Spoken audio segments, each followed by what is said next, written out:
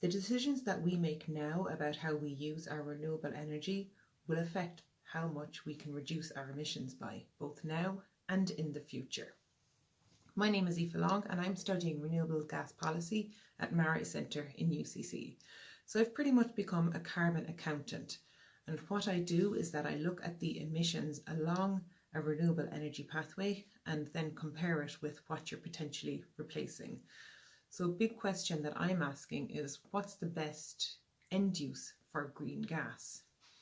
So I'll just give you an example of the first thing that I looked at was the emissions from green gas from grass. Now you might think renewable energy is all zero carbon. That's not necessarily the case. There will be emissions along the way. For example, from fertilizers required to grow it, from the diesel required to harvest it, and from the energy use in the processing to make green gas. Now, green gas is exactly the same quality as natural gas, and you can use it for all of the same things. For example, electricity, heat, or transport. It's incredibly flexible. So the EU has introduced a new renewable energy directive, and this gives more favourable criteria to transport when compared with heat or electricity. So adding up all of the emissions for green gas from grass, they didn't actually meet the emission savings criteria for heat, but they did for transport. And initially I was like, oh, what about heat? What does this mean? So what it does mean, I think the policy is essentially trying to give us a nudge in the right direction.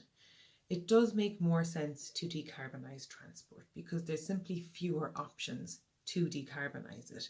You have behaviour change from improving infrastructure, you have biofuels subsidising, and then you have electricity, so converting your fleet. For heat and electricity, there's a lot more options for decarbonisation, so it makes sense to push the renewables that we can use in transport towards that end use in order to bring down our emissions faster and hopefully reach our targets and ultimately stop the massive emissions that have been causing climate change.